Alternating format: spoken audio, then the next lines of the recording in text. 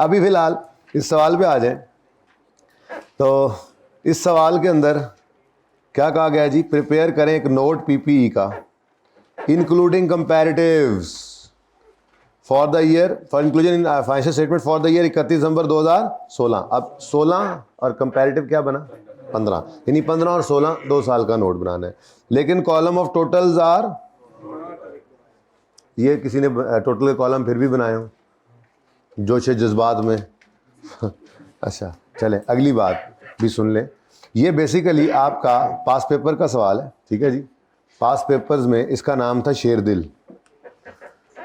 असल में ना मैंने आपको कैरेबियन वाला सवाल जो है टेस्ट वाला आपको क्लास में करा दिया था, ठीक है। वो टेस्ट में लास्ट टाइम दिया था तो ये क्लास में कराया था, तो मैंने कहा फिर बदला लें, ठीक है। ये मैंने फिर टेस्ट में दे दिया, लेकिन क्योंकि आप लोग बुज़दिल हैं तो मैंने कहा शेर दिल तो बनता नहीं है आपके टेस्ट में नाम, ठीक है। तो मैंने फिर इसका नाम क्या कर दिया, बुज़दिल लिमिटेड। ओके, तो बुज़दिल लिमिटेड की फाइनेंशियल स्टेटमेंट्स के अंदर हमने नोट बनाना है। नोट पीपीई का है और 2 एसेट्स थे जिसके अंदर एक रीवैल्यूएशन मॉडल पे था, दूसरा अब ये आपका नोट बन गया है। ये बेसिकली इधर देखें ना जी, टेस्ट नंबर 3 का तो ये क्वेश्चन है ही, लेकिन ये दरअसल आपका पास पेपर जरा देखना कौन सा है, 7वां 8वां कोई बन रहा है, देखें 7 है पास पेपर 7 बच्चे कह रहे हैं, जरा चेक कर लें पास पेपर 7 पेज नंबर आज का दिन बता देंगे 216 पेज 216 जरा चेक कर लें, उस पर शेर दिल लिमिटेड पड़ा हुआ सवाल, बस वही शेर दिल लिमिटेड असल सवाल था। आप लोगों के लिए ये क्या हो गया, क्योंकि आप खुद ही बुज़दिल हैं, बुज़दिलों की तरह, तो जो शेर दिल होगा वो तो पास हो जाएगा, ठीक है, हो जाएंगे ना आप फिर शेर दिल यहाँ से, ठीक है। अच्छा ये इसकी अटेम्प्ट भी बता दो, ऑटम 2009 का क्वेश्चन नंबर 3, ये मैंने ऑटम 17 है, अच्छा चले ये मैंने इसलिए लिख दिया ताकि आपको रेफरेंस के तौर पे ये क्वेश्चन, अब टेस्ट आपको टेस्ट की ज़रूरत नहीं है, वरना मैं टेस्ट मंगवा लेता जो आपने दिए थे टेस्ट, ठीक है, लेकिन आपकी किताब में ये मौजूद है। तो इस सफ़े पे आ जाए, सवाल यही है, क्विकली करना है सवाल को क्योंकि और भी बहुत कुछ करना है। ये सवाल मैं वैसे ही करा रहा हूँ, हालांकि आपको ज़रूरत नहीं है, ये अब आपका लेवल ही नहीं रहा, हालांकि लेवल का सवाल है लेकिन आपको ये अब आपका लेवल बहुत ऊपर चला गया। Following information pertains to Buzdil limited, buildings and equipment were acquired on 1 January 2014। हम खड़े हैं 16 में, 15 और 16 का बेसिकली नोट बनाना है, ये डेट ऑफ परचेज उसने बताई है। बिल्डिंग के बारे में कह रहा है 450 मिलियन की और इक्विपमेंट 50 मिलियन। कभी कभी बहुत आसान बात मैंने आपको कहा था आपको मसला करती है, आप लोग जो है ना बहुत ख़राब बच्चे हैं, आसान चीज़ देख के कहते हैं नहीं नहीं नहीं ये कैसे हो सकता है, आई क्या इतनी आसान बात दे दे, ऐसा हो सकता है, आसान बातें भी होती हैं, ठीक है ना। अच्छा चले खैर, ये इक्विपमेंट बहुत आसान था, मैं इसकी बुनियाद बना रहा हूँ। अच्छा जी, बिल्डिंग 450 मिलियन की खरीदी थी और इक्विपमेंट 50 का। Relevant information for both assets इधर दी हुई है। बिल्डिंग स्ट्रेट लाइन मेथड पे 20 ईयर्स और एनुअल रिवैल्यूएशन करते हैं, इनकी पॉलिसी है। इक्विपमेंट रिड्यूसिंग बैलेंस 10% और इसको cost model. BL transfers maximum possible amount from surplus to, यानी कि ट्रांसफ़र की एंट्री भी करते हैं सालाना ऑन एन एनुअल बेसिस, क्योंकि मैंने आपको बताया था कि जो सरप्लस होता है, सरप्लस रीवैल्यूएशन सरप्लस जो है, स्टैंडर्ड इसके अंदर 2 ऑप्शंस देता है, या तो आप इसको एनुअल ट्रांसफ़र करो, और ये एनुअल ट्रांसफ़र जो होती है ये मैक्सिमम होती है up to incremental depreciation. Annual transfer surplus की हो सकती है maximum up to incremental depreciation. तो ये डिस्कशन है आई कैप ने शायद एक बार पूछ भी लिया था ये थ्योरेटिकल टाइप क्वेश्चंस में, ठीक है। बहरहाल एनुअल ट्रांसफ़र भी हो सकती है, और दूसरा transfer at the time of disposal.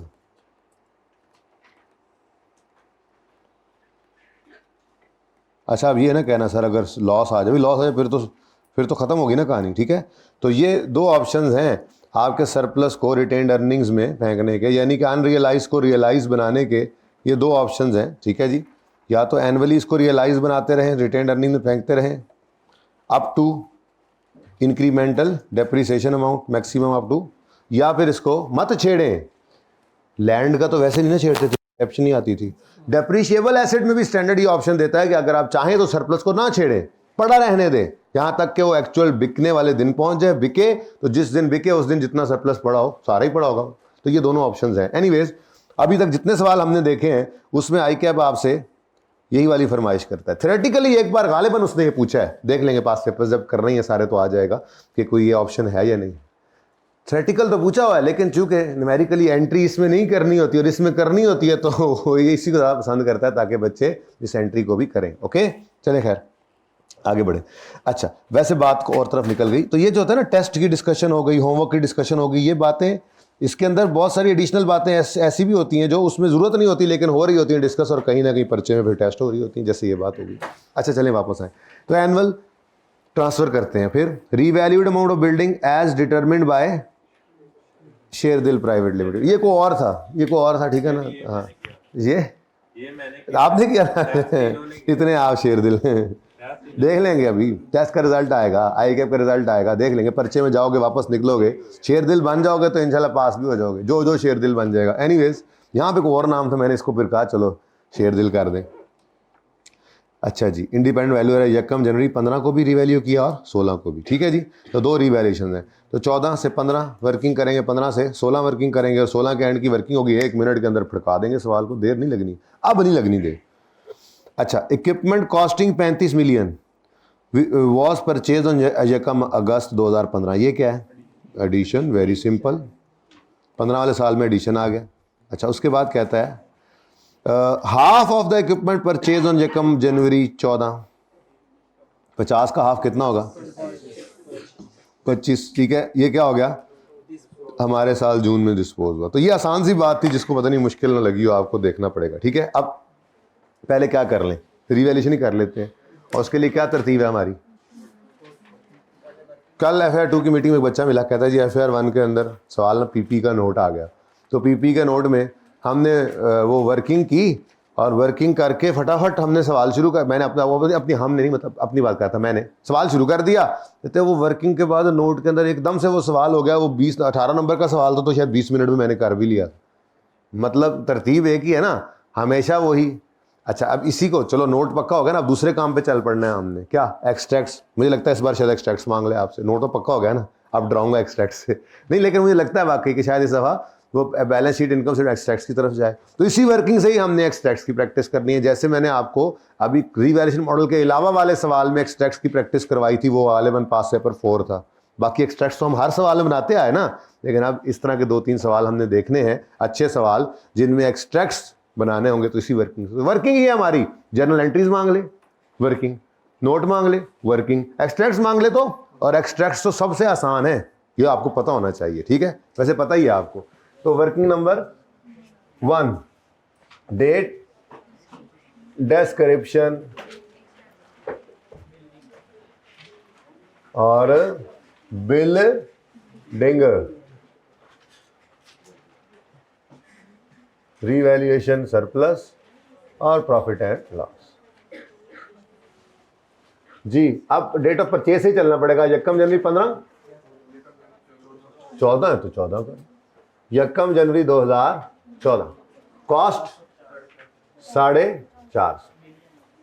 हाँ, मिलियन है तो उधर भी मिलियन ही कर लो ना, इसके ऊपर लिखो यहाँ पे रुपीज इन मिलियन। सवाल में डाटा जिस तरह दिया हो वही चला लिया करो, जो मेन, जैसे बचपन में आप P&L बैलेंस शीट का सवाल आपका आता था तो ट्रायल से आप बनाते थे, याद है। तो ट्रायल जैसे गिवन था होता था, तो उसमें जो डेटा 1000 में होता था, तो मेरे ख्याल में आप उसमें 1000 में करते होगे मिलियन।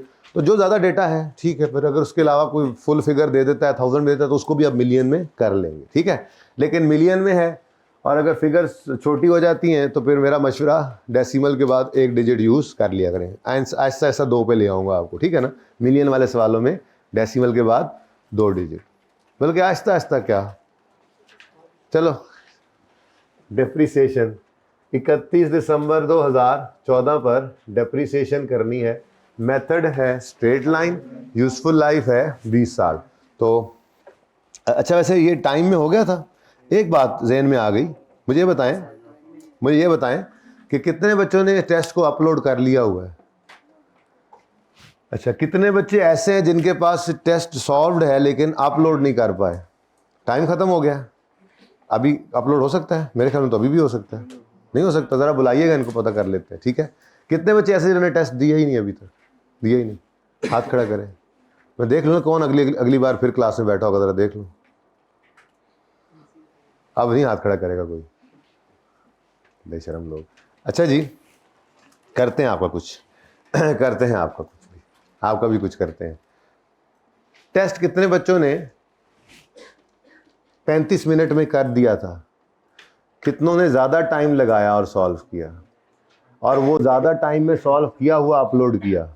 कोई फ़ायदा नहीं, कोई फ़ायदा नहीं, कोई फ़ायदा नहीं। आप अपने आप को टेस्ट नहीं कर पाए।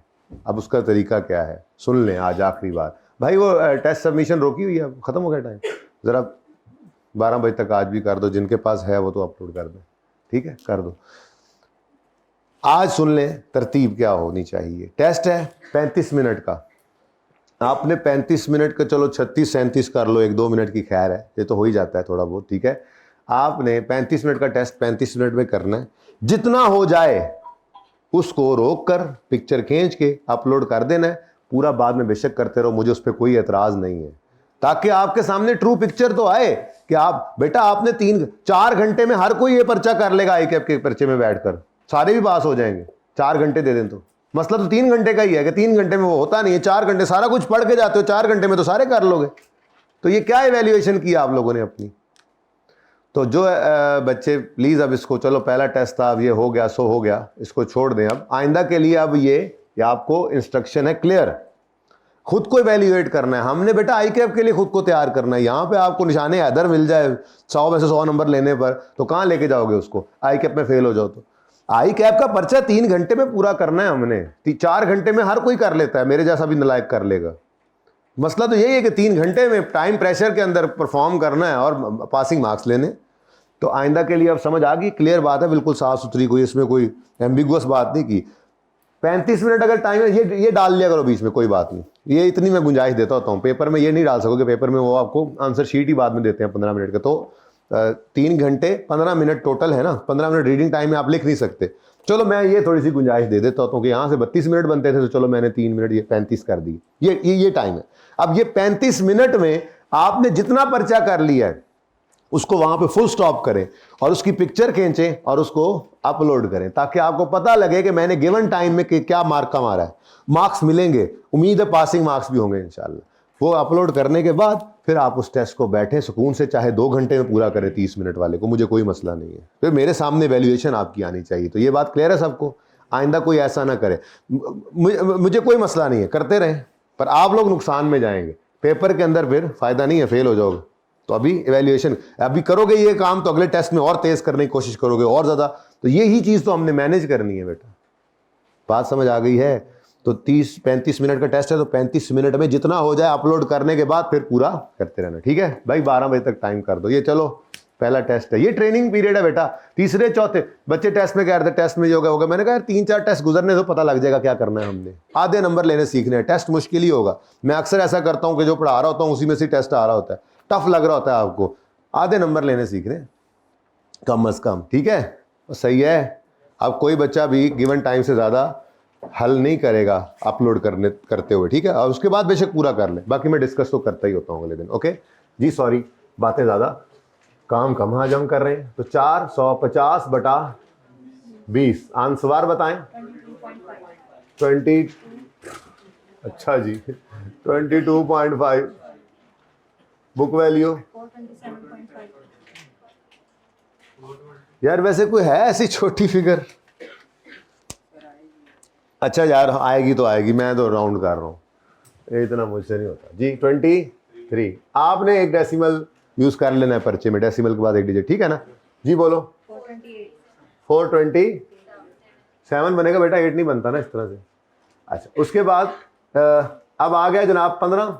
अब वो क्या कह रहा है, सॉरी वो क्या कह रहा है, रीवैल्यूएशंस हुई हैं 2,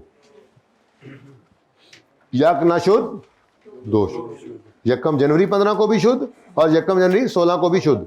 यकम जनवरी 15 को 456 पे ले जाओ उठाकर, तो एक लाइन। क्या यार, अब बस भी कर दें, ये वाली बात करना कभी भी नहीं बस करेंगे जी। 456 456 पे ले गए। थोड़ी सी राइटिंग ज़रा छोटी हो गई है। एंड वालों ज़रा बताना, नज़र आ रहा है? आखिरी रो इधर से और इधर से बेटा, ओके इधर से बेटा, इधर आखिरी रो बेटा, आपको नज़र आ रहा है? पक्की बात है, नहीं तो सीट बदल लो, अभी है गुंजाइश। 456 जी, कितना?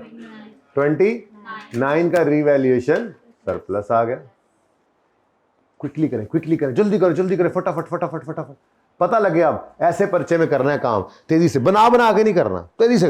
प्रेजेंटेशन का मतलब सिर्फ ये है कि पढ़ने वाले को समझ आ जाए क्या लिखा हुआ है। आपको सफाई के नंबर नहीं मिलने, सादा सी बात है भाई, सफाई के नंबर नहीं मिलने, बस ऐसा हो कि समझ आ जाए पढ़ने वाले को। तेजी से किया करो, पहले सवाल स्टार्ट से ही पेपर को आपने करना है, स्पीड पकड़ के करना है। ये नहीं कि एंड में बना के स्टार्ट में, और एंड में ऐसा हो कि खुद को समझ ना आए। तो ये टेस्ट डिस्कशन के अंदर ये टिप्स भी चल रही होती हैं, ये आपने देखना है। यही तो पढ़ाना छड़ाना तो हो जाता है, पढ़ने वाले पढ़ लेते हैं, पढ़ाने वाले पढ़ा देते हैं, पर्चे के अंदर जाके फिर गड़बड़ हो रही होती है। तो ये असल क्लास तो ये है, 26वें दिन जो हो रही है, पहली क्लास समझो, ठीक है ना। पास होना पर्चे में सीख रहे हैं ना, बातें सीख रहे हैं इसमें, ठीक है। और भाई बोलो जल्दी करोगे ना, और बना के करोगे या जल्दी? स्पीड जी। अब डेप्रिसिएशन के लिए रिवैल्यूड अमाउंट पकड़ी और रिमेनिंग लाइफ निकालनी है। क्योंकि उसने हमें रिमेनिंग लाइफ नहीं बताई, तो मतलब क्या होगा कि रिमेनिंग लाइफ, ये ओरिजिनल लाइफ जो है वो अनचेंज्ड है, रिमेनिंग लाइफ हम निकालेंगे। अभी टेस्ट 2 में जाता हूं, उसमें उसने बता दी थी, ठीक है। वो तो खैर बिल्कुल ही आसान है। हाँ जी, तो 20 में से 1 गुजर गया तो 19। हशर के साथ करो नशर जी, 24 और 2 करो ना, 1.5 जी।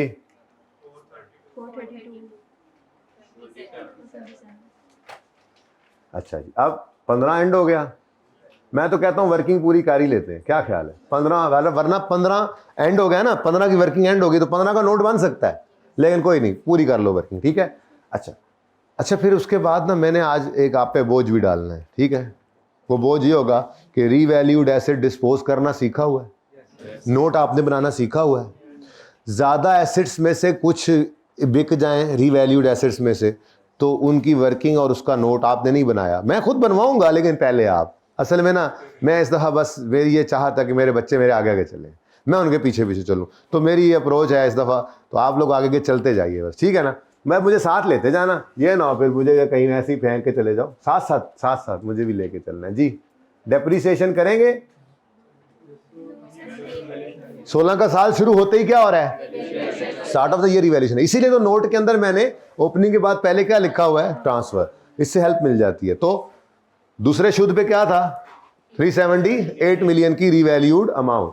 तो फिर एक लाइन खाली छोड़ी आपने यकम जनवरी 16 पर, और रिवैल्यूड अमाउंट लिख ली 378। 54 का ओ लॉस आया, सरप्लस खाया, और माशाल्लाह बराबर लग रहा है। आप कंफ्यूज हो जाना इससे, ठीक है।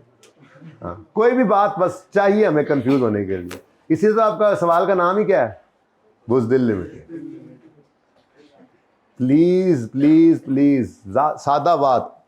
50% मार्क्स आपने मेरे से सीखने हैं। क्लासेस में 115-20 जितने भी लेक्चर होंगे, अराउंड 115 मैं कहता होता हूँ, प्लस माइनस, वैसे प्लस ही होता है। अराउंड 115 लेक्चर हमने जो करने हैं, वो अगर एक्स्ट्रा क्लासेस बन जाए, बी पार्ट बन जाए, तो थोड़ा सा शायद 15 से 13 हो जाए या 15 से 17 हो जाए, हो जाता है ये। बहरहाल अराउंड 115 लेक्चर हमने पढ़ने हैं। तो 50 नंबर आपको मैंने सिखाने हैं, बाकी 50 नंबर आपने अपनी दिलेरी से लेने होते हैं। यानी कि मैं तो 100 ही सिखाता हूँ, लेकिन बुज़दिली की वजह से आधे नंबर पर्चे में लूज कर देते हैं आप। तो कौन कौन इंशाल्लाह बुज़दिल बनेगा? बुज़दिल ध्यान से सुन रहे हैं इसका मतलब। और कौन कौन इंशाल्लाह शेर दिल बनेगा? शेर दिल। ये दिल इनके लिए भी वही लफ्ज़ है, शेर दिली तो नहीं कह सकता, शेर दिल। कौन कौन बनेगा इंशाल्लाह शेर दिल पर्चे में, ठीक है ना। तो ये आप लोग पर्चे से पहले नहीं फेल हो जाना, ठीक है ना। हाँ, पर्चे से पहले आप लोग आधे बच्चे फेल हो जाते हैं। होए आई कैप का पर्चा, ओए आई कैप, ओए 6 महीने, कोई हाँ हाँ चलो जी बेटा। डेप्रीसिएशन सर पढ़ाएं आप, टाइम बड़ा ज़ाया करते हैं आजकल, हमारा गप्पे बहुत लगाते हैं। हाँ भाई ठीक है लगाता हूँ। 2 साल गुजर गए, रिमेनिंग नशर भी कर दो जी। 21 और +2 जी। ये 1 पॉइंट वाले अभी 1 पॉइंट फिर है जी। 350 लो जी। सवाल को यहाँ पे रोक दें, मतलब वर्किंग को यहाँ पे रोक दें, बस इतनी ही मेरी रिक्वायरमेंट है। ये कितना आसान लगा सवाल।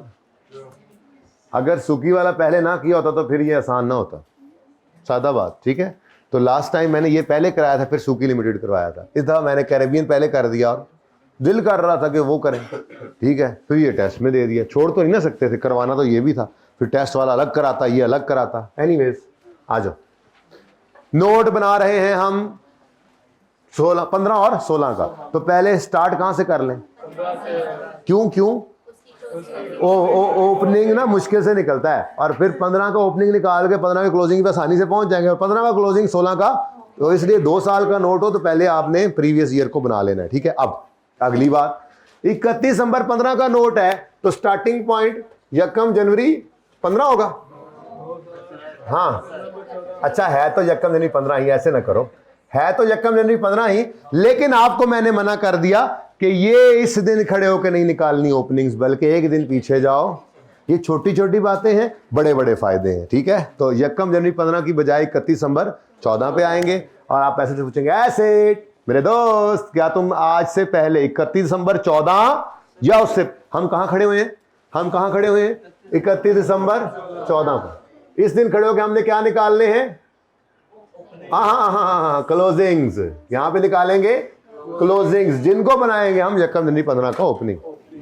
अब 31 दिसंबर 14 में खड़े होकर हमने कहा, ऐसे क्या तुम आज से पहले कभी यूं नहीं बोलो, यूं बोलो, क्या तुम 31 दिसंबर 14 या उससे पहले कभी रीवैल्यू हुए? ऐसे बोलना इसलिए जरूरी है कि ईयर एंड रीवैल्यूएशन में 31 दिसंबर 14 पे रीवैल्यू हो भी सकता है, इसलिए जरा ध्यान से ये जुमला ऐसे ही बोलना जैसे बोला हुआ है, जैसे लिखा भी था।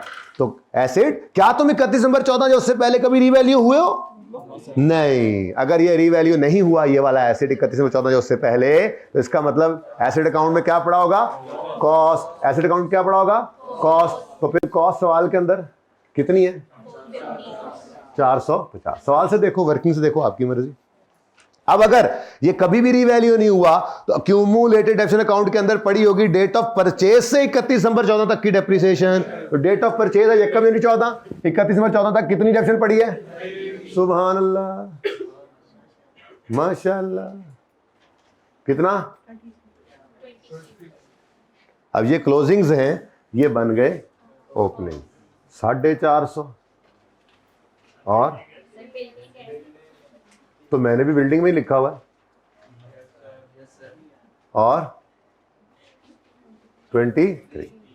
अच्छा, अब जो बच्चे गलती से उस्ताद वो, और मुझे पता है, बस ऐसे अजीब अजीब जुमले लिखवाता रहता है पागलों की तरह से, पता नहीं क्या करता रहता है। छोड़ो यार, यकम जनवरी 15 पे खड़े होकर ओपनिंग निकालना चाहिए। जो इस तरह करते हैं वो गलती में क्या कर जाते हैं, यकम जनवरी 15 वाली 456 रीवैल्यूड अमाउंट उठा लेते हैं। वो ओपनिंग में लिख लो, लिख कर देखो, सवाल गलत हो जाएगा।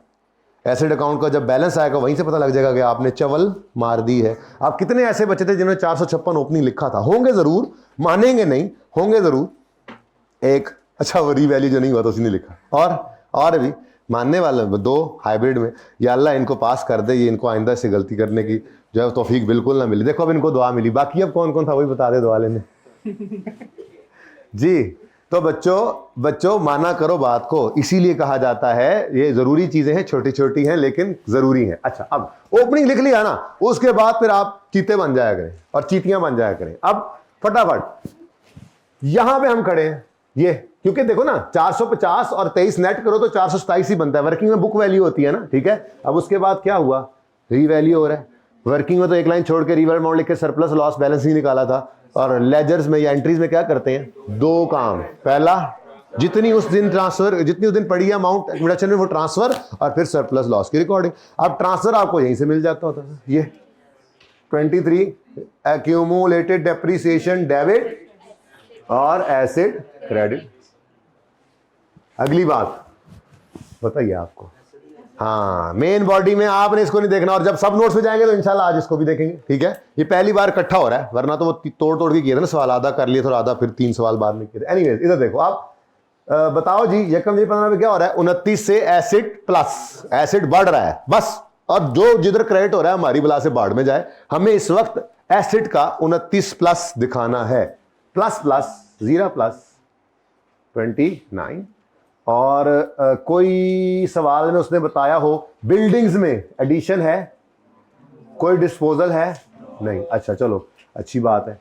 अच्छा अभी 15 एंड नहीं हुआ, 15 की डेप्रिसिएशन कितनी आ रही है, सिर्फ कौन सा कॉलम देख रहे हैं, बस डेप्रिसिएशन की एंट्रीज मेन बॉडी में करनी। ये आगे ना ट्रांसफर है, तो ये रिवेल सरप्लस की मूवमेंट में देखेंगे फिलहाल नहीं, ठीक है। तो 24 की डेप्रिसिएशन आ गई। अब कोई डिस्पोजल, कोई एडिशन भी नहीं है, बताओ। 456। ये 456 निशानी है अकल वालों के लिए कि सवाल सही था, और जिन्होंने 456 ओपनिंग ले लिया होगा उनका क्या बना होगा, है उनका क्या बना होगा, मोए मोए हो गया होगा। अच्छा जी, क्लोजिंग 24, एक ही साल की डेप्शन पड़ी होगी, क्योंकि साल के पहले दिन तो एसिड क्या हो गया था, रीवैल्यू, तो सारी रीवैल्यूएशन निल हो गई थी, एलिमिनेट हो गई थी। अब 456 में से 24 को माइनस करो, 432, ये आपकी क्या आ गई, बुक वैल्यू। ये वर्किंग से मैच करेगी। आप बताओगे जी रीवैल्यूएशन मॉडल है, स्ट्रेट लाइन मेथड है, और क्या लाइफ यूज की है इस दफा, 19 लिख दो, नहीं ये इधर, हाँ 19, हाँ ठीक है 19 ईयर्स, आसानी है। अब आप कहो नहीं सर ओपनिंग में कुछ था, क्लोजिंग, जो मर्जी करो, फिर मैंने तो आसानी जो बतानी थी बता दी। अब जो क्लोजिंग था समझ आई, क्लियर है क्वेश्चन, चलूं आगे बेटा, समझ आई, क्या समझ नहीं आ रही, अच्छा समझ, दोबारा ना समझे, एक बार इसको अगले सवाल को कर लें फिर समझिएगा दोबारा जी। अब बताएं जी, क्लोजिंग को क्या कर लें, ओपनिंग, क्लोजिंग क्या कर लें, ओपनिंग, तो क्लोजिंग कॉस्ट या रीवैल्यूड अमाउंट जो भी है ओपनिंग बन जाएगी 400, क्लोजिंग अकोमोडेशन ओपनिंग बन जाएगी। अब कितना आसान हो जाता है ना एकदम, जब प्रोसीजर में बंदा बात डाल देता है। सीखने का जमाना था, देखो कहां से रिवर्जन शुरू की थी पहले दिन, याद है 100 का एसेट लिया था, 95 पे आया था, 120 पे ले गए थे, मुझे याद है सवाल अभी पहला, ठीक है। पहले ऐसे लकीर पे बताया था, फिर फकीर बनाया था वर्किंग में, ठीक है। अच्छा अब यकम यानी 16 पे क्या हो रहा है, एसेट रीवैल्यू, तो वही मंजिल होती है। अब सफ़र देखे ना पीछे मुड़ के, इतना कठिन सफ़र था, लेकिन मंजिल पे जब पहुंच जाता है तो वो सारी थकावट क्या हो जाती है। ऐसे ही आप लोग जब सारा सेशन मेहनत करेंगे, आखिरी महीना भी पढ़ेंगे, IQ का पेपर भी अच्छे से दे लेंगे, और रिजल्ट वाले दिन आपकी सारी थकावटें, वो जो रमज़ान में आपने कुर्बानियाँ की, जिन्होंने की उनकी बात करो, जिन्होंने घर बैठ के भी की उन्होंने भी कुर्बानी की, लेक्चर्स पढ़ते रहे, वो आपकी कुर्बानियाँ सारी की सारी जब रायगान ही ना जाएंगी, एकदम से थकावट सारी की सारी जो है ना उतर जाएगी। जी बोलें, ट्रांसफर, बातें कम करो यार, काम ज़्यादा करो। अच्छा जी ठीक है जी, तो transfer, accumulate addition debit, asset credit, उसके बाद आ जाओ क्या आ रहा है, लॉस। अब -54 बस इस वक्त रेलेवेंट है, बाकी जो मर्जी है हो रहा है, हमें उससे कोई लेना देना नहीं। तो 50 ये आसानियां हैं, बाकी एंट्रीज तो आती। 54 है, लो जी ये नेगेटिव, कोई एडिशन नहीं, कोई डिस्पोजल नहीं, और इस साल की डेप्रिसिएशन 21। वर्किंग रेफर कर लेना यार, मैंने नहीं की माजरत। तो क्लोजिंग्स, अच्छा अब एसेट का क्लोजिंग क्या आ रहा है, बिल्डिंग का क्लोजिंग क्या आ रहा है, 370। लेटेस्ट रीवैल्यूड अमाउंट होनी चाहिए थी, वही है, एसेट अकाउंट वही शो कर रहा है। अक्यूमुलेटेड डेप्रिसिएशन की बात करें तो कितनी है, 21 ही होनी है, क्योंकि इस साल की डेप्रिसिएशन बस एक इसी साल की होगी। साल के शुरू में एसेट रीवैल्यू जो हो गया था, अब 378 में से ये माइनस करो, 350 जी, रीवैल्यूएशन मॉडल, आगे स्ट्रेट लाइन, आगे 18 ईयर है। अच्छा अब इस भाई ने क्या किया, 456 यहाँ लिख दिया, इसका नंबर कट गया, कोई बात नहीं, बाकी तो ट्रांसफर तो इसने भी 23 ही किया होगा, उम्मीद है, ये याद नहीं, इसके नंबर मिलेंगे अगर किया है, ठीक है। उसके बाद ये सरप्लस लिखा होगा, इसके भी नंबर मिले होंगे। फिर ये गलत बुक वैल्यू, जो उसकी गलत वैल्यू निकली होगी ग्रॉस कैरिंग अमाउंट, उसमें से ये माइनस करके इसका नंबर अगर है तो वो भी मिलेगा। एक नंबर यहाँ कटना था वो कट गया, तो करने वाले चलने वाले निकल गए, जो ठहरे जरा कुचल गए। चलते जाना है और गिवन टाइम में बस करके इसको अपलोड करना है ताकि लगे पता कि कहाँ पे हम खड़े हैं। ओके, अच्छा जी, अब सब नोट्स साथ ही फड़का दें या पहले कर लें इक्विपमेंट? सब नोट्स कर देते हैं, मैं कहता हूँ सब नोट्स कर लेते हैं। नहीं सब नोट्स कर लें यार, 1 मिनट लगना है, ऐसे मुफ्त के नंबर हैं। वो किधरे जा रहे हैं? अच्छा जी, अब 7 मैंने लगा दिया था। मेरे ऑनलाइन में स्टूडेंट में से एक स्टूडेंट ने पूछा कि ये नंबर कैसे लगता है, कभी 5, कभी 8, कभी 1, कभी 2। मैंने कहा ये रैंडम नंबर है, पहले दिन समझाया था आपको, ठीक है ना। कोई लोग इनकम स्टेटमेंट पहले रखते हैं फिर बैलेंस शीट बाद में, कोई पहले बैलेंस शीट बनाते हैं फिर इनकम स्टेटमेंट, कोई बैलेंस शीट को एसेट साइड से शुरू करते हैं, कोई कैपिटल साइड से शुरू करते हैं, लायबिलिटी साइड से। तो वो जिस नंबर पे पीपी आ रहा होगा, तो हमारा ऐसी कोई रैंडम नंबर, आप नंबर 1 लगा दिया करें, ठीक है जी। तो 7.1 रिवैल्यूएशन, लास्ट रिवैल्यूएशन ये लिख दिया करो बस, रिवैल्यूएशन, ठीक है, वॉज परफॉर्म्ड ऑन यकम जनवरी 16, सिर्फ लास्ट लिख दो काफी है, या दोनों लिखने, दोनों लिख दो। ऑन यकम जनवरी 15 एंड यकम, ये यहां से उठाओ, revaluation was perform by share, ये बल्कि ये कॉपी पेस्ट करो, revaluation was perform by Sherdil limited and independent valuer on यकम जनवरी 15 एंड 16। आगे ये लिखने की जरूरत नहीं, वो आगे हमने किया हुआ, ठीक है। ऑन यकम 15 एंड 16 को मसला, ये जुमला ऐसे लिख लोगे ना, revaluation was perform by Sherdil private limited and independent valuer comma on यकम जनवरी 15 एंड 16। सही है, बिल्कुल सही है। नहीं लिख लो, वैसे जरूरत नहीं है क्योंकि हमने रिवैल्यू अमाउंट लिखी होती है, या जैसे आपने लिखा तरतीब में वही लिख लो कि रिवैल्यूएशन वाज परफॉर्म ऑन यकम January 15 and 16 by Sherdil limited and independent valuer, जैसे मर्जी लिख लो, जुमला लिखना है बस, लिख दिया हमने। इसका आधा नंबर या 1 नंबर जो होगा वो मिल जाएगा आपको। नंबर 2, मूवमेंट इन रिवैल्यूएशन, ये RS में लिखना, पूरा रिवैल्यूएशन सरप्लस लिखना। अब चूंकि नोट 2 साल का है तो सब नोट्स भी 2 साल के, ठीक है। तो 31 दिसंबर 2016 और 31 दिसंबर 2015 दोनों साल का सब नोट भी बनाओ। हाँ जी, मूवमेंट आपको पता है, 4 तो चीज़ें हैं, ओपनिंग बैलेंस, फिर अरोज, फिर एडजस्टेड, मतलब कोई लॉस आके खा जाए तो उसको एडजस्टेड कहते हैं, फिर ट्रांसफर अगर कोई है इंक्रीमेंट तो ट्रांसफर, और फिर क्लोज। अब इस नोट के लिए ये दोनों कॉलम छुपा लेना, याद आ रहा है कल? सिर्फ किस कॉलम को देखोगे? सरप्लस। अब 15 का नोट है तो यकम जनवरी 15 ओपनिंग चाहिए, लेकिन हम जाएंगे 31 दिसंबर 14 पे। वर्किंग में जाके 31 दिसंबर 14 देखा तो सरप्लस के आगे क्या नजर आ रहा है? तो 31 दिसंबर 14 का क्लोजिंग 0, तो यकम जनवरी 15 का ओपनिंग भी। और जिन्होंने इसको यकम जनवरी 15 पे खड़े होकर निकाला होगा, उन्होंने यहाँ पे क्या लिखा होगा? उन्होंने यहाँ पे क्या लिखा होगा? 29, गलती हो गई ना, ओपनिंग नहीं है। ओपनिंग का मतलब होता है पिछले साल का क्लोजिंग, ये साल के पहले दिन अरोज में आएगा। Got it? अच्छा, अब यकम जनवरी 15 पे क्या हुआ जी? अब सिर्फ ये कॉलम देख रहे हैं आप, सिर्फ ये कॉलम, बाकी अब मैं छुपाए हुए हैं, ये छुपे हुए हैं, नजर नहीं आ रहे आपको। तो 29 से सरप्लस क्या हो गया? बढ़ गया। 29 अरोज, एडजस्टेड तो कोई नहीं, फिर ईयर एंड पे 15 के ही अंदर 2 का ट्रांसफर टू रिटेन्ड अर्निंग्स, और क्लोजिंग आ गया, वर्किंग से मैच करेगी आपकी ये मूवमेंट, ठीक है जी। 27। हाँ जी, समझ आती है बात? चलो, उसके बाद ये क्लोजिंग आपका बन जाएगा अगले साल का ओपनिंग, ये आसान हो जाता है। अब 16 के साल में क्या हो रहा है? 27 नेगेटिव, लॉस आया, सरप्लस को खा गया। अब क्या ये अरोज है? क्या ये ट्रांसफर है?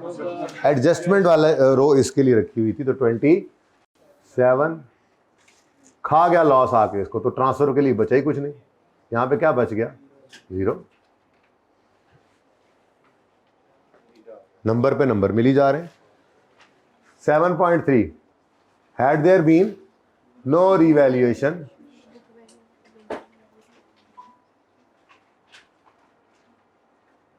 Book value comma book value of land भी है, सिर्फ बिल्डिंग है, book value of buildings would have been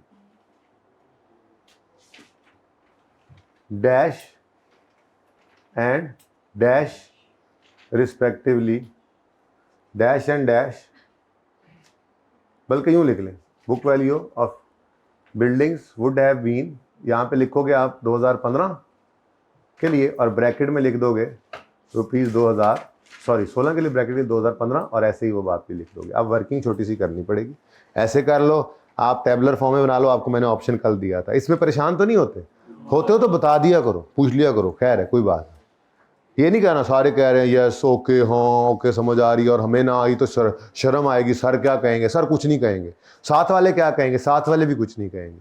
आपका पेपर जब पास होगा ना, जिस दिन रिजल्ट आएगा, आप खुशी खुशी साथ वाले को बताएंगे मेरा पास हो गया, तो वो कहेगा हाँ ठीक है अच्छा तो सवाल कर लेता था, ठीक है ना। हाँ आपने इससे घबराना नहीं, सवाल कोई भी छोटा नहीं होता। चलें आगे हैं, हाँ शेरदिल जी। अब यहाँ पे करता हूँ वर्किंग यकम, अच्छा वर्किंग नंबर 2 बन जाएगी अब मेरी। तो डेट है, डिस्क्रिप्शन है और बिल्डिंग है।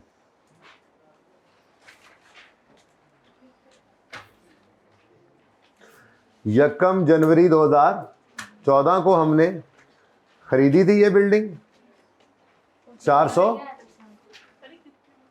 बेटा नहीं ये रिवैल्यूएशन का सब नोट है ना, तो बिल्डिंग को ही बताना है कि had there be no revaluation, तो बिल्डिंग की बुक वैल्यू ये होती।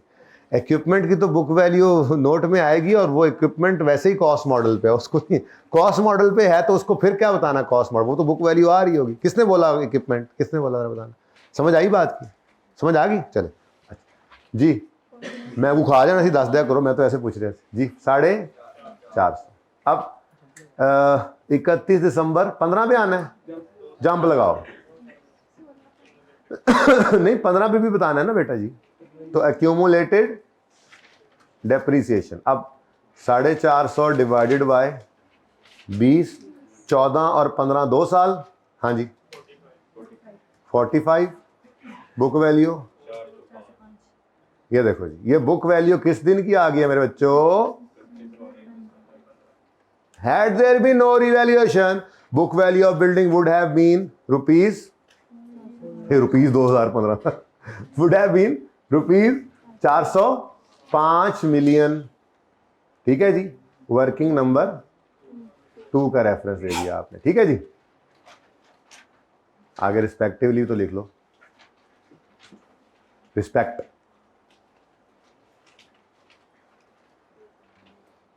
वर्किंग 2 रिस्पेक्टिवली, अदब के साथ रिस्पेक्टिवली, अच्छा वो रिस्पेक्टेडली होता है।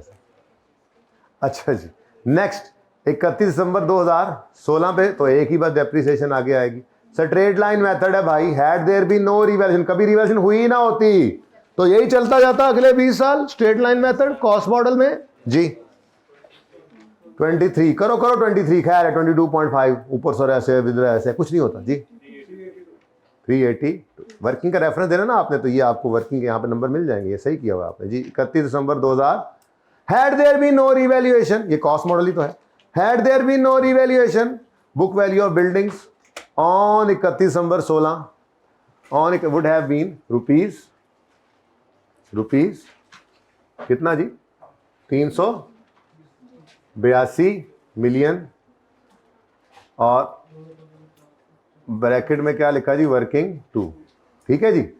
अब ये ना इस तरह से ही होता है, 2016 का नोट चल रहा है, 2016 का नोट चल रहा है, तो इसलिए उसके साथ लिखने की जरूरत नहीं। 2016 had there been no revaluation book value of building would have been rupees 382 million, 2016 के लिए ये बात थी, और 2015 के लिए आपने यही बात ब्रैकेट में कर दी। ये तरीका होता है 2 साल का लाइन में लिखने का, यही मैंने आपको टेबलर फॉर्म में बताया था। ना पसंद आ रहा हो ये, तो ये तरीका तो है ही। आप क्या लिखोगे, आप लिखोगे बुक वैल्यू, यहाँ पे आप लिखोगे 2016, यहाँ पे लिखोगे 2015, यहाँ पे लिख दोगे 405 मिलियन, यहाँ पे लिख दोगे 382 मिलियन, बिल्कुल ठीक है। वर्किंग नंबर 2 ऐसे करना है, ऐसे करो, आपकी मर्जी है, ये लो और सही है जैसे दिल करे। ये वैसे ज़्यादा अच्छा लगता है ना, आसान लगता है। चलो खैर, मैंने दोनों तरीके बता दिए। जी बेटा, एक मिनट बेटा जी, ये जो एडजस्टमेंट वाला कॉलम है, इसमें सरप्लस वाले कॉलम का नेगेटिव बैलेंस आता है अगर लॉस आके उसको खाए। पीएनएल वाली बात नहीं, पीएनएल में क्या गया है देखो। अच्छा, इत्तेफाक से सेम है, किसी और सवाल में ये सेम नहीं था, तो जितने सवालों में एडजस्टेड आया जाके देख लो। ये कॉलम सरप्लस की मूवमेंट दिखानी है बेटा। सरप्लस 27 का पड़ा था, खाया गया, जो बाकी का लॉस बचा 54 में से वो पीएनएल में गया। मैं पीएनएल की मूवमेंट नहीं दे रहा, सरप्लस की। तो ये 27 है, ये वाला 27 है, ये वाला 27 नहीं है, ठीक है। बल्कि मुझे बताओ, चलो ठीक है, अब क्या करूं मैं, ऐसे फिगर कैसे चेंज करूं। जी क्वेश्चन आ रहा था हाइब्रिड से, आया था ना क्वेश्चन थोड़ा सा। बेटा सवाल करें। जी जी जी, बोले बोले बोले, आ रही आवाज। जी बेटा, बहुत जरूरी है, लाजमी देना है रेफरेंस। मैं पहले नहीं देता, मैं ले लूं जी। ये 23 कहां से आया, वर्किंग 1। 29 कहां से आया, वर्किंग 1। 24 कहां से आया, वर्किंग 1। ये 54 कहां से आया, वर्किंग 1। ये 21 कहां से आया, वर्किंग 1। रेफरेंस देना लाजमी है। इधर भी बेशक दे दो 18 और 19 कहां से आया, खैर चलें, छोड़े इसकी तो, खैर चलेगा। लाजमी है, लाजमी है। वैसे अंडरस्टैंडिंग यही है कि वो ढूंढ के भी नंबर देते हैं आपको, आई कैप वाले। हमें उन्होंने यही अंडरस्टैंडिंग दी है जब भी मीटिंग करते हैं, कि ढूंढते भी हैं कहां से नंबर मिले। जब आपके नंबर 45-46 पे जाते हैं ना, और आपका पेपर खत्म हो जाता है, यानी नंबर और नहीं होते, वो बार बार चेक करते हैं किसी तरह से इनको घसीट के ले जाएं। 49 तक चले जाओ तो वैसे ही वो 50 कर देते हैं। अब आप लोगों की अंडरस्टैंडिंग डिफरेंट। आप कहते हो 50 पे आया था, उन्होंने 49 कर दिया। ऐसा नहीं है, 45-44 से उठा के लाए होते हैं आपको ऊपर। आप ये बात जब तक समझें, आप आई के को अपना दुश्मन समझते हैं, ऐसा है नहीं, आप खुद अपने दुश्मन हैं, बुजदिल जो हुए। चले, अच्छा जी, जी बेटा समझ आई बात की, वर्किंग लाजमी है। अच्छा मुकाओ यार, सवाल मुकाओ, इतनी देर कर दीजिए। अब क्या रह गया जी, ले इक्विपमेंट। इक्विपमेंट तो वेरी वेरी आसान था। ये वो वेरी नहीं है जो वो पंजाबी वाला वेरी नहीं होता, ये तो वेरी है, ये तो फलाना वेरी है। तो अच्छा जी बच्चों देखो, 1 जनवरी 14 को हमने इक्विपमेंट खरीदा था 50 मिलियन का। तो इसमें तो कॉस्ट मॉडल है, तो 31 दिसंबर 14 पे भी वही कॉस्ट होगी, 1 जनवरी 15 पे भी वही कॉस्ट होगी। तो कितनी कॉस्ट है जी, 50। 15 वाले साल में स्टार्टिंग पॉइंट पे इक्विपमेंट क्या पड़ा है, 50 का। कहीं से को वर्किंग करके लाने की जरूरत है जी। अगली बात, अच्छा उसके बाद, हाँ 31 दिसंबर 14 पर अक्यूमुलेटेड डेप्रिसिएशन कितनी है। अगर मैं यहां वर्किंग कर दूं, क्या ख्याल है, ये नोट मेरा पूरा हो गया, सब नोट और कोई नहीं है ना, यहीं पे गंद मारता हूं ताकि उधर ना जाए। तो गाना नंबर 3, अक्यूमुलेटेड डेप्रिसिएशन मुझे चाहिए 1 जनवरी 15 की, ठीक है। तो वो मैं निकालूंगा खड़े होकर। वैसे तो रिवेरिएशन मॉडल हो तो ये मसला होता है, लेकिन चलो अब असूल एक बार बनाया हुआ है तो तुम नींद कर लो। असूल एक बार बनाया हुआ है तो बार बार क्या असूल बदलना। तो मैं ये कहता हूं जी, मैं एक्यूमुलेटेड डेप्रिसिएशन निकालना चाह रहा हूं एज ऑन 31 दिसंबर 2014 बेटा, ताकि इसको 1 जनवरी 15 बना सकूं। अब ये एसेट कब खरीदा था, 1 जनवरी 14। कॉस्ट क्या थी इसकी, क्या ख्याल है, वो वर्किंग रिड्यूसिंग बैलेंस है, वर्किंग ही ना कर लें, कर लें। चलो वैसे दिल तो नहीं कर रहा मेरा, ठीक है। 1 साल की डेप्रिसिएशन होनी है, 1 साल की डेप्रिसिएशन होनी है, ठीक है। चलो खैर लिख ही देता हूँ दोबारा, अक्यूमुलेटेड डेप्रिसिएशन 31 दिसंबर 2014 तक की क्या होगी जी, 50 इंटू अब मॉडल कौन सा है, कॉस्ट। मॉडल कौन सा है, कॉस्ट, इसलिए इसी कॉस्ट पर ही पहला साल तो कॉस्ट भी रेट लगेगा ना, ठीक है। तो कितना आ गया जी, 10% के हिसाब से पूरा साल। अब ये 31 दिसंबर 14 की डेप्रिसिएशन है और यही 1 साल ही गुजरा था, तो यही 1 जनवरी 15 की ओपनिंग बनेगी। कितनी जी, वर्किंग का रेफरेंस तो देना लाजमी है ना। ये 5 तो कहीं भी हमें सवाल में नजर नहीं आ रहा था। वो डिब्बे डिब्बे ना बनाया करो, बस मैंने बना ली अब जो बनाने थे। देख लो आज डिब्बे नहीं बना रहा, टाइम ज़ाया करते हो आप लोग भी, डिब्बे बनाने लग जाते हो, कोई ज़रूरत नहीं है। अच्छा वो दिमाग में बिठाना था आपका, नक्शा बैठ गया, बस सब पर्चे में ये करना है। अच्छा नेक्स्ट, अब 15 का साल शुरू हुआ तो इक्विपमेंट 35 मिलियन का यकम अगस्त 15 को खरीदा है। एडिशन की एंट्री करो, कितना 35, ये एडिशन आ गया। इक्विपमेंट डेबिट कैश क्रेडिट की जो एंट्री थी लेजर में, डेबिट साइड पे आता था, ये वही लेजर है। उसके बाद हाफ इक्विपमेंट बेचा है 16 में, 15 में तो नहीं ना बेचा, 15 इज ओवर, 15 इज ओवर। अब कोई डिस्पोजल नहीं, रीवैल्यूएशन तो मॉडल ही नहीं था, तो क्या आ गई जी क्लोजिंग कॉस्ट। अब मुझे बताओ ट्रांसफर तो है नहीं, इस साल में डिस्पोजल भी है नहीं, तो फिर सिर्फ रह क्या गया, तो डेप्रीसिएशन निकाल लेते हैं जी। वर्किंग नंबर 4 कर लेता हूं मैं, डेप्रीसिएशन एक्सपेंस। अब वही तरतीब पे आ गया वापस, depreciation expense for the year ended. अब मैं इसलिए इस तरह से कर रहा हूं कि आपको आदत है रिड्यूसिंग बैलेंस में अगर इस फॉर्मेट पे डाल जाएं आप, फटाफट आप सारा काम कर लेते हैं, ऐसे ही है। तो बताओ जी कैसे तरतीब थी आपकी वर्किंग की। ऑन ओपनिंग एक्सक्लूडिंग डिस्पोजल, इस साल में डिस्पोजल नहीं है तो मैं लिखता ही नहीं हूँ, अब बड़े हो गए हैं, ठीक है, होगा तो लिख लेंगे। अब चूंकि रिड्यूसिंग बैलेंस मेथड है तो ओपनिंग कॉस्ट नहीं। अब ओपनिंग बुक वैल्यू कहां से मिला करती थी, याद करके बताओ। लेजर्स की ओपनिंग याद आ रहा है। रिड्यूसिंग बैलेंस मेथड में मैं जब भी ओपनिंग बुक वैल्यू निकाला करता था, मैं सवाल में नहीं जाता था, मैं कहता था आओ लेजर की तरफ, ओपनिंग कॉस्ट पकड़ो, ऐसे करके यहां से कॉस्ट उठाते थे, यहां से इनको नेट करते थे और मैं बुक वैल्यू यहां लिखता था, याद आ रहा है। बल्कि नेट नहीं करते थे, ब्रैकेट में लिखता था। तो अब वो लेजर्स ही तो ये स्टेटमेंट फॉर्म में पड़े। तो 15 के साल की ओपनिंग कॉस्ट क्या है, ऑल एसेट्स की, और ओपनिंग एक्विजिशन कितनी है, तो ये देखो 50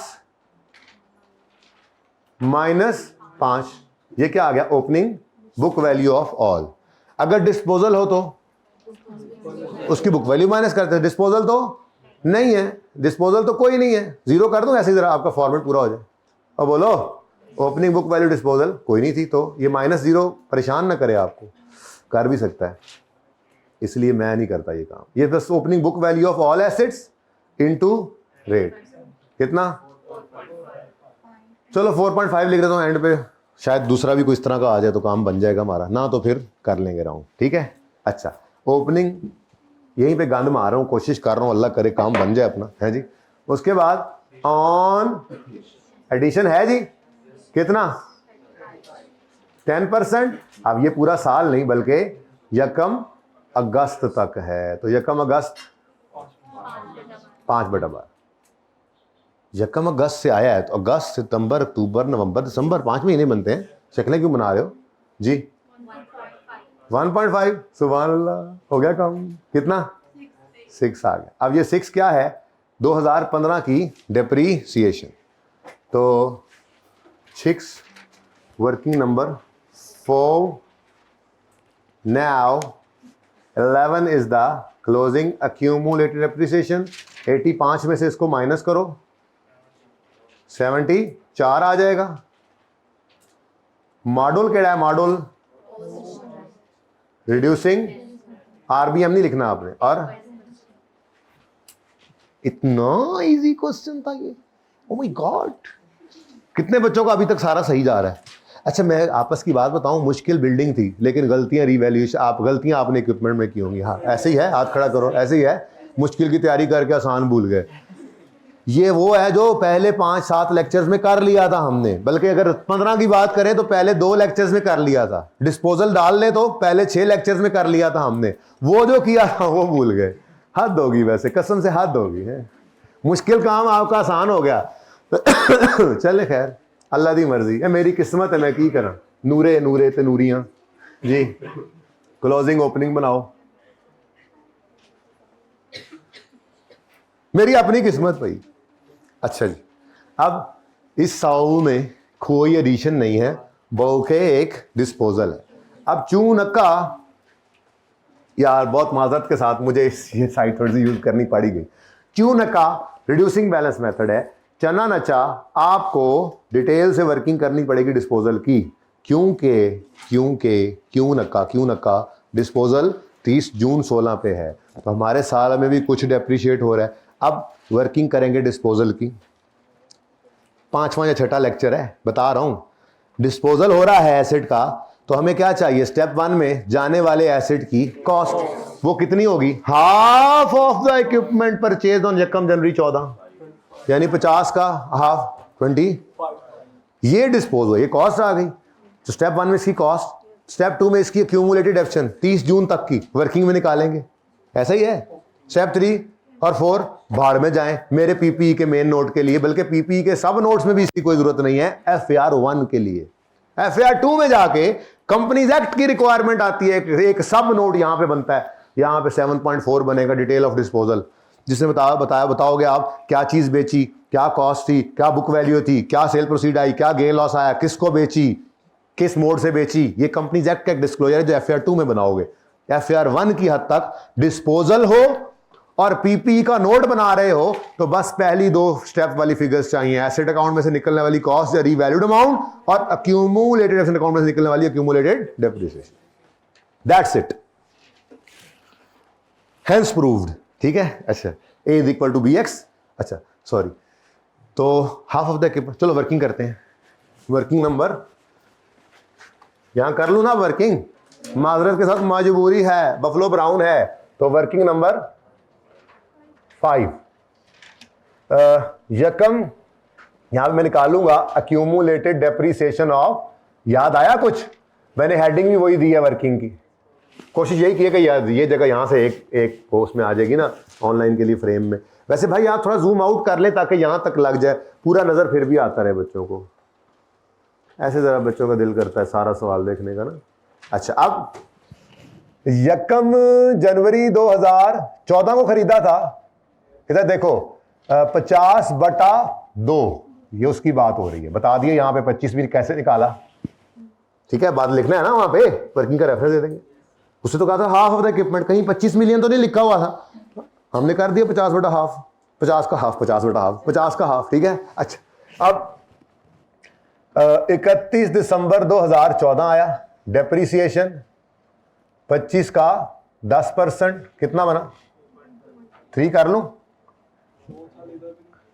अच्छा यार 2.5, क्या बचा 22.5, कितने जालिम हो वैसे तुसी हैं, उस्ताद और सतान वास्ते, 22.5, उसके बाद 15 गुजर जाएगा, 15, 22.5 का 10%, अब बोलो 2.3 कर लो ना, अब इतना तो कर लो, अब मेरे हाल पे रहे।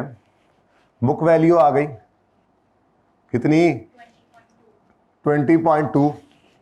अब इधर देखो, ये 31 दिसंबर 15 है, लाल मार्कर देना भाई, तरबूज का मौसम आ गया है, लाल है मार्कर, लाल है मार्कर। यकम जनवरी 16 लाजमी लिखते थे, बचपन में बताया था आपके, 55 में जाके भी ये गलती हो सकती है, अगर आपने ये ना लिखा तो बच्चे क्या करते हैं, क्लोजिंग ये वाली बुक वैल्यू उठा लेते हैं। अभी डेप्शन एक्सपेंस फॉर 16 यहां निकालना है ना, ऑन ओपनिंग एक्सक्लूडिंग डिस्पोजल, तो वहां पे डिस्पोजल की कौन सी बुक वैल्यू माइनस करोगे, ये 20.2। खैर अभी सवाल आगे बढ़ाओ जी, किस दिन एसिड बिक्स गया, 31 दिसंबर, हाँ 30 जून 2000, तो बस 6 महीने डेप्रिशिएट करोगे जी। अच्छा, अब यहां पे पर्चे में सिर्फ 6 मंथ्स भी लिख सकते हो, लेकिन अब मैं क्या करूं, आप लोग हो ना, 10% इंटू 6/12, क्लोज हो गया काम जी, 1, सुभान अल्लाह जी। Book value 19.2। मेरे एंड वाले बच्चों ये नजर आ रहा है, ये इधर से 2 बच्चे बताया करो, आखिरी रो में जो भी बैठे हो, और इधर से ये 3 की बजाय वो 2 बताया करो, नजर आ रहा है, ये थोड़ा क्लोज हो गया, जरा तुमने जरा फंस के कहा यस यस, नजर आ रहा है, सही पक्का, चलो बाकी को नहीं नजर आ रहा तो वो सीट बदला करें। ये 2 मेरे लिटमस पेपर होते हैं, इधर से उधर से, ठीक है ना, अगर इनको नजर आ रहा है तो बाकियों के साथ मसला है, जो उनका मसला हल कर सकते हैं हम आगे बिठा के, ठीक है। सबको नजर आ रहा है दिन में तारे नजर आ गए। अच्छा ले, अभी भाई अभी जवाब नहीं आया, जवाब क्या है, ये निकालने चले थे हम, ठीक है। तो बताइए 25 माइनस 19.2। बड़ी मेहरबानी। अब स्टेप 1, जाने वाले एसेट की कॉस्ट को एसेट अकाउंट में से क्रेडिट करना है, ये पढ़ी है वो। स्टेप 2, जाने वाले एसेट की accumulated depreciation date of purchase से डेट ऑफ सेल तक की डेबिट करेंगे, ये वर्किंग में पड़ी है।